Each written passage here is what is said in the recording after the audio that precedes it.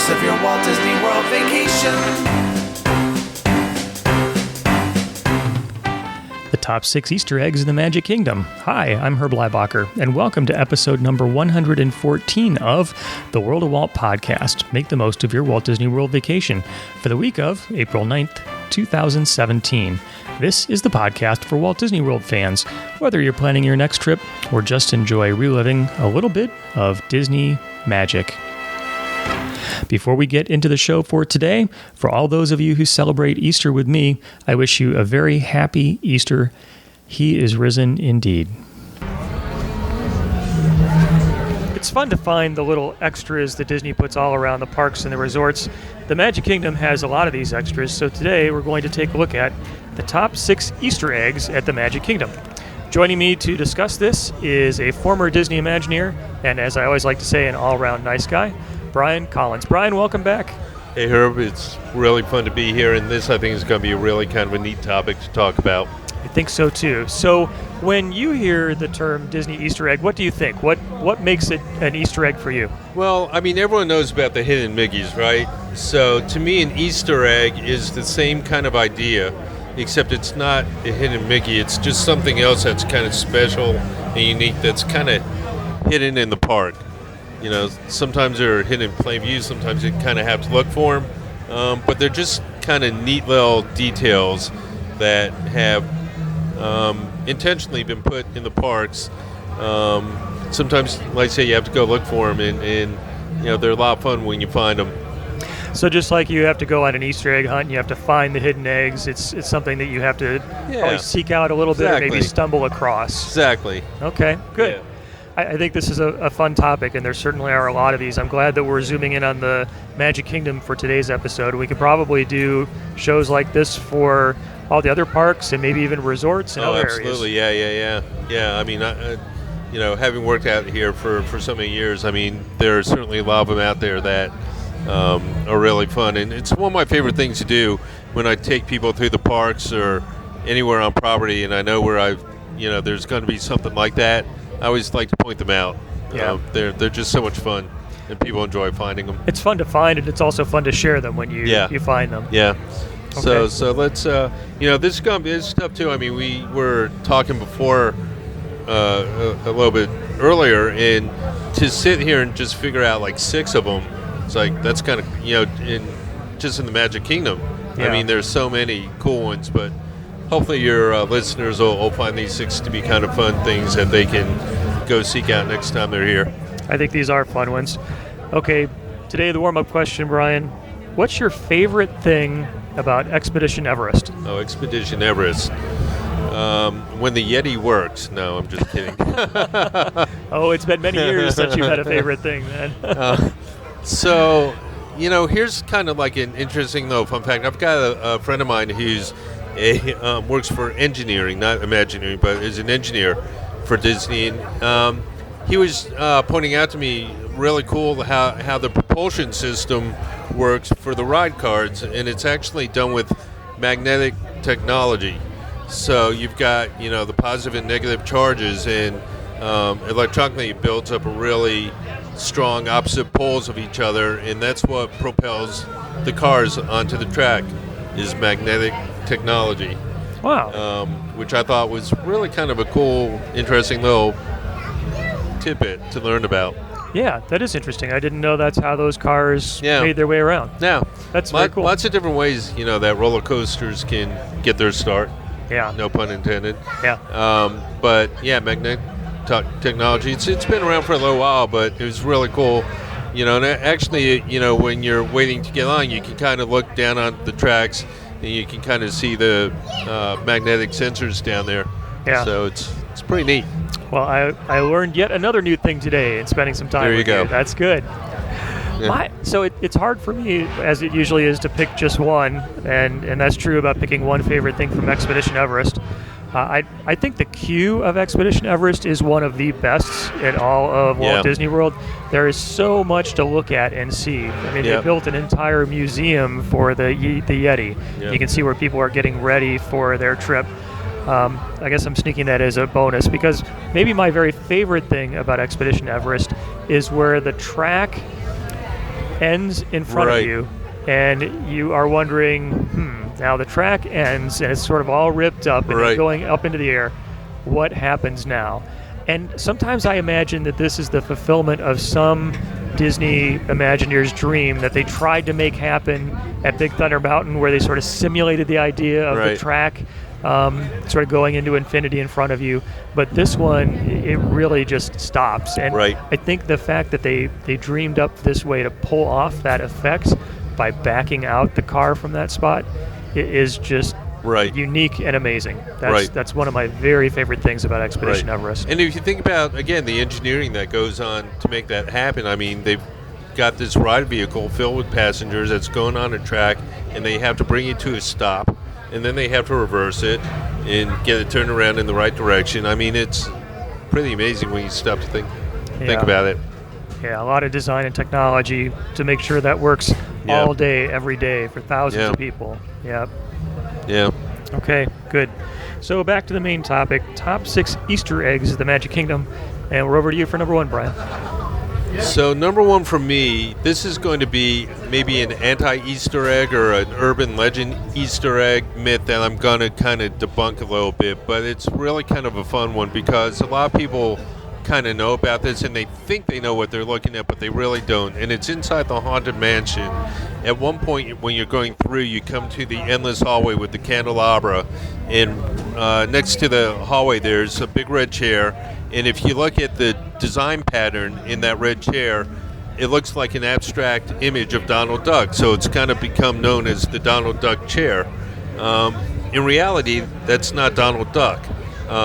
And certainly I can see why most people think it is, because it does resemble somewhat like an abstract Donald, but the origin of that design in that chair is really kind of interesting. It kind of goes way back to when Walt was in his first Imagineers were designing their parks. Before they came up with the idea, or at least concurrent with the idea of the Haunted Mansion, they were going to create this thing called the Museum of the Weird, which was going to be kind of like a Ripley's Believe It or Not museum that guests could go through and they would see all these strange, bizarre artifacts that were collected from all over the world. And inside the Museum of the Weird, there was going to be a chair that had this image of a face kind of on the back seat cushion there, and it would actually stand up and maybe talk to guests and all of that. Well, Museum of the Weird eventually evolved into what would become the Haunted Mansion, and a lot of that stuff was designed by a legendary guy by the name of Raleigh Crump. I got to meet Raleigh several years ago, amazing guy. His son, Chris Crump, actually went on to become an Imagineer as well, and I got to work with Chris a little bit.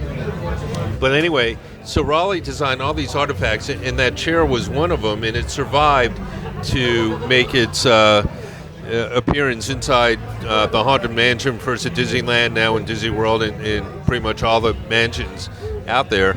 And like I said, most people, when they look at that, it's known as the Donald Duck chair. It's not really Donald Duck, though, but just a really fun piece of Imagineering furniture, if you will. That's interesting, because I've heard a lot of people refer to it as a Donald Duck chair, and I think you could kind of see what might look like a Donald Duck, but it's sort of a face that comes out of it. Right. And that sort of makes Right. sense with what you said. Face with the sailor's hat, yeah. Yeah. So it's interesting how those ideas sort of evolve over time and then get implemented in different ways. And I guess if I ever saw a chair stand up and start talking to me, that would really freak me out. So Right. I'm almost glad it is a Donald Duck chair in my mind and not a talking chair. Right. There's actually another version of that chair in the library where the busts are. If you look carefully, you'll see another version. And the interesting thing is, like I said, there are versions of that chair in the other Haunted Mansions, but they're all slightly different. So, yeah. Wow, very interesting. So I learned something new again today, as I always do. So There you go. the chair in the Haunted Mansion. Wait That's a till you good get my Easter egg. bill. Okay, number 2 is over to me. So I think a long-lost extinct attraction that a lot of people miss from the Magic Kingdom is 20,000 Leagues Under the Sea. I remember going on it as a kid and being fascinated by being in a sub and being able to look out into the water. I would imagine if I had a chance to ride it today, it might not be quite so amazing, given how technology has changed, but it was still a great ride, telling a great story. Yeah. And I like when Disney pays tributes to things that we don't have with us anymore. And one way they've done that is by paying a tribute to the Nautilus, actually to two different Nautiluses. I don't know if that's Nautili or what, but I think there are. Yeah, exactly. That's the plural edition, yeah.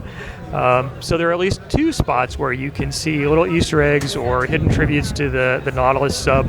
One is if you go in the tree by the Many Adventures of Winnie the Pooh, and if you're not too shy and you don't mind getting on your belly and crawling up and looking inside the tree where all the kids are, there is an image of the Nautilus. And also in the Journey of the Little Mermaid, if you look in the rockwork in the queue that leads back into that attraction, which happens to be in the same spot where the 20,000 Leagues used to be, that's right, you can also see a Nautilus there. So I think those are one great Easter egg and a fun way to remember 20,000 Leagues Under the Sea. Yeah, I always get nostalgic when I'm back in that area because, for anyone who's old enough to remember that attraction and certainly to have ridden it, it was just one of those, like you said, I think it's remembered more fondly now than what the experience was. Yeah. But it was still just very cool because you're under the water, looking at this really hokey stuff. And now that it's gone, it's kind of sad, but yeah. I remember still one time as a kid riding, and I got to be in a seat that was pretty near where you came into the sub. Right. And I don't know if it was like this all the time, but they didn't close the hatch for the sub. And so I was able to look out my porthole, but occasionally I was able to look up. Right. And at a certain point, I saw sort of girders that were at the top of the warehouse building. Right. And I thought, wait a second. Right. That's not supposed to be here. Right. Oh, that must be how they do it. I get that now. Right. So I think a lot of good memories of it. But I love that they paid homage to it though with the one in the rockwork at the Little Mermaid attraction. That's very cool. Yeah. You have to look for it, but it's pretty neat. Yep. Another kind of similar way they paid homage. This is kind of like a bonus one maybe, and a lot of people know about this one too, going back to the Haunted Mansion. But as you're exiting the Haunted Mansion, you pass by the little pet cemetery, and if you look way in the back left corner of the pet cemetery, you'll see a little statue of Mr. Toad in there, and that's paying homage, of course, to Mr. Toad's Wild Ride, which was another beloved attraction that is now in the graveyard of Disney history, and he is appropriately in the graveyard outside the Haunted Mansion. So. Yeah, I really like that one too. That's actually a great bonus. I've often tried to get a picture of Toad, but he's tucked it back in there so far, and there are trees kind of grown over the shade, that it's really hard to get it. And sometimes he can even be hard to see, but it's worth taking a minute to peer back in there because it's a fun one. Good way to impress your friends when you're touring the park. Say, hey, let me show you something. Hey, do you see that Toad back there? No, I don't see it. What are you talking about? No, really, he's there. Okay, that was number 2. Number 3 is back over to you. He croaked. He croaked, yeah. Do I touch? Okay, so number 3 for me. So we're going to go to Pirates of the Caribbean for this one, and this is kind of a really fun Easter egg. And this is one that no one would ever know unless someone like me told them what it was. But as you're exiting the ride and you're going into the gift shop, isn't that weird? Exiting the ride and going into a gift shop. Well, that never happens. Anyway, what were they thinking? Yeah, right. What were they thinking? So you exit the ride, you're going into the gift shop. If you look up, you will see a sword, a saber, mounted onto the rafters of the roof in there. That saber is actually Barbossa's sword from the first Pirates of the Caribbean movie. It's the actual movie prop that the Imagineers got a hold of, and they put it in the gift shop mounted it up on the roof there. So next time you're coming off the ride, before you get too far into the shop, make sure you look up and you'll see it. If you know to look for it, it's pretty easy to spot. I actually just put that out on one of my tweets a little bit ago, a few weeks ago, and got a huge response. People just love that. So that is a neat one. I think it's fun how the attraction sort of spurred on the movie, and now the movie is coming back and Right. influencing the attraction. So that's a cool one. Yeah. And if you ever do a stroll through the parks with me, I can also show you where there's an actual doubloon from the movie in the gift shop out there too. Really? Yes. Wow, that's Well, cool. I'm not going to tell you now. You got to come stroll with me for that one. That's the teaser, huh? That's the teaser. That's a good one. Okay, that was good. Number 3. So number 4 is over to me. We are at Disney Springs, not too far from the exploding rainforest volcano, and I see columns of fire right now. Right. So that's what's going on. Yeah. Okay, number 3. So I'm going to go to Adventureland, and I'm going to go to a favorite place for a sweet treat, which is the Sunshine Tree Terrace.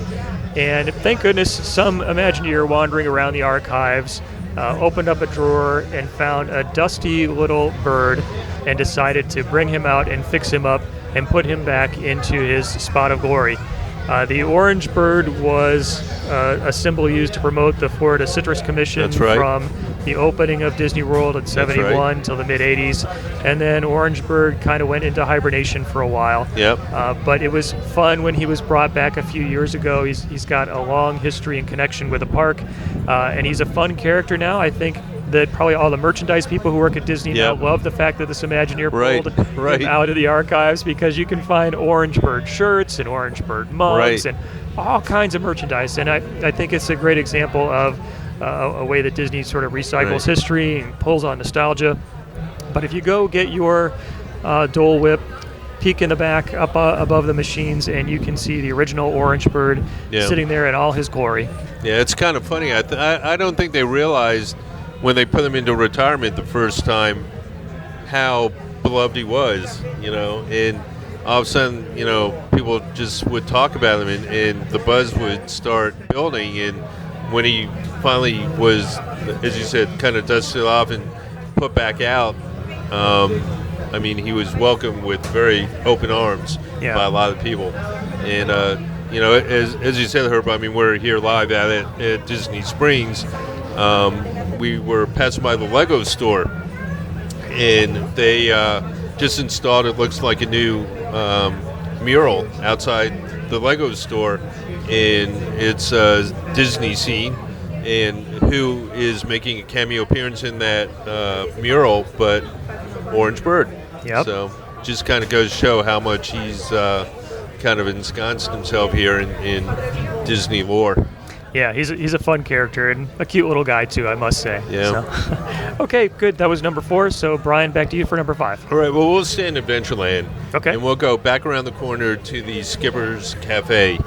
And if you've been inside the Skipper's Cafe, wonderfully themed restaurant, that, as we know, is where all of the Jungle Cruise skippers go to work when they're not piloting the boats, because they don't make enough money as a jungle skipper, so they need to bust tables and wash dishes to kind of, bump up their salary a little bit. So you go inside the Skipper's Cantina, and that old mansion, at one area of it, there's a little bookcase area, and that bookcase leads into what used to be a secret room in the mission, or in the mansion. And the interesting thing is that if you look at the titles of all those books, some show writer had to sit down and think up the titles of all those books, person of my own heart, because that's exactly the kind of stuff that I did as a show writer, is come up with lots of punny kind of stuff like that. And just, it's worth it. Even if you're not eating there, go inside, go by the little library area and check out the titles of some of the books, and it'll give you a really nice little chuckle. But if you look closely, you'll see that one of the books is kind of like pulled back a little bit and kind of sitting cockeyed off of the bookshelf. And if you look even closer, you'll see that the title of that book is a real book. It's The Jungle Book. And that is actually an authentic first edition copy of The Jungle Book. Now, the reason they took a authentic version of The Jungle Book and used it in there is because it's against U.S. federal trademark laws to reproduce an actual book cover, right? You can't do that. So they wanted to put the Jungle Book in there as an homage, obviously, to the film. And in order to do that, they had to get an actual book to use in the bookcase. And they figured, well, hey, if we're going to get an actual book, why not get a first edition of the Jungle Book? And that's what they did. And you can go inside and check that out. Wow. Little Easter egg there for you. Yeah, that is a great story. I had not heard that one before. That's a new one for me today. Yeah. And it makes me wonder, did they find a really good deal on eBay, or did they blow the budget by going to a museum somewhere and buying that book? But that's a great story. Right. I wonder what more stories are in the Skipper's Canteen, because there's so many things to look at there. That's an amazingly designed space. There's, a good friend of mine, Doug Bolly, did the props in there. He does a lot of props for Imagineering, and he told me that there's a lot of stuff in there from the old Adventurers Club. So now that we're out at Disney Springs, formerly Pleasure Island, Adventurers Club was probably one of the most popular places out here, and a lot of people would love to see it come back in some incarnation or another, but a lot of the props actually survived and are inside that Skipper's Canteen. I think you can see the Balderdash Cup in there, if I'm not mistaken, and a few other pieces. Yeah, So. that's great. It would be fun to spend some time just wandering around, looking at all the things, and maybe speaking to someone like your friend who knows the story behind all of them. So Yeah. That's great. Okay, that was good, number 5. So number 6 is back over to me. I'm going to head over to the other side of the park in Tomorrowland.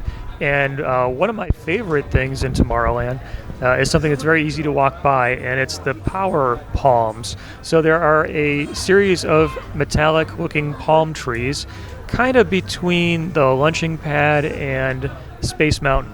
And so these trees fitting into the Tomorrowland backstory are a way that the Tomorrowland Power and Light Company collects energy.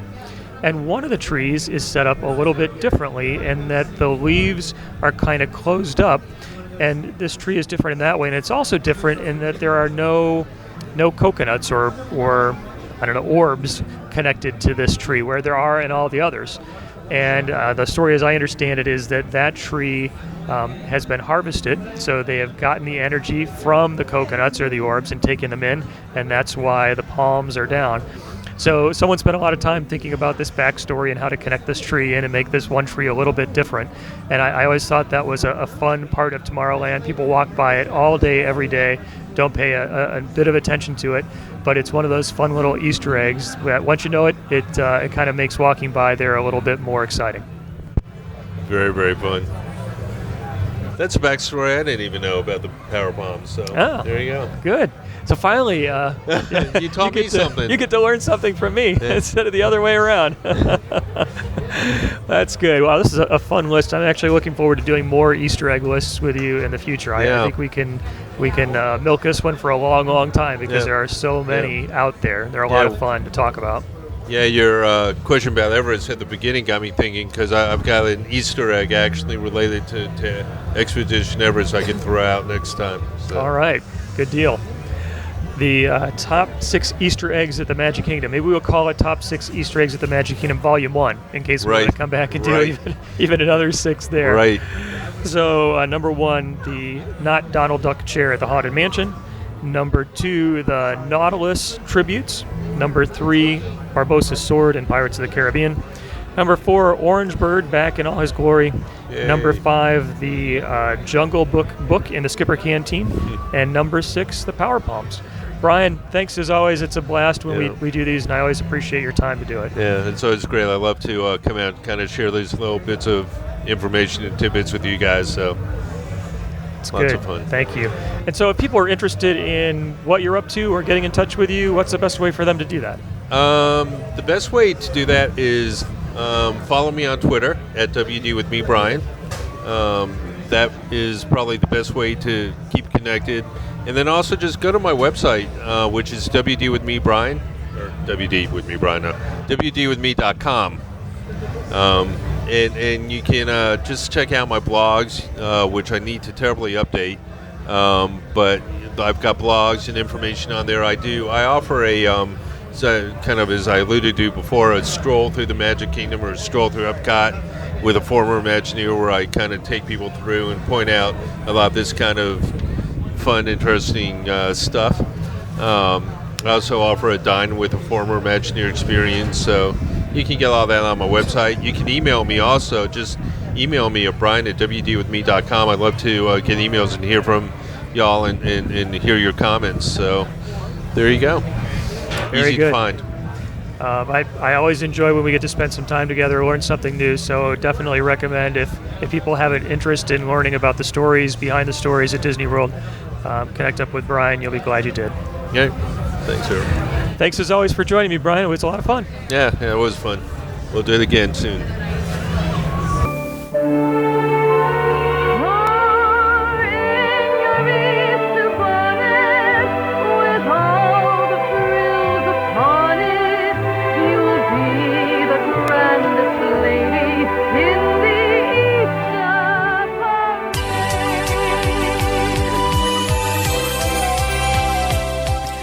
Today we head out to the music from Disney's Easter Wonderland at the Tokyo Disneyland Park. Did you even know there was such a thing? And yes, we have made it through the list of the top 6 Easter eggs in the Magic Kingdom, but our conversation doesn't have to be over. I'd like to hear what you think. You can add in your comments by visiting the show notes page at worldofwalt.com/114, a page that will work great on your smartphone, tablet, or desktop. Leave your comments in the comments section and check out what other people are saying as well. I'd like to thank everyone who's been in touch and invite you to follow me on social media, facebook.com/worldofwalt and pinterest.com/worldofwalt. If you liked today's podcast, I would appreciate it if you would spread the word. Tell your family and your friends about it. To wrap up for today, as always, a big heartfelt thank you for spending some of your time with me. I'd also like to thank everyone who visits the worldofwalt.com site, where you can read interesting Disney articles and chat with other folks who enjoy Disney in the comments sections. By listening here and by visiting the site, you allow me to share the fun of Disney with you, and that is very cool. Thank you for being a part of it. So until next time, my friend, may God bless you. So there's a great, big, beautiful tomorrow shining at the end of every day. There's a great, big, beautiful tomorrow just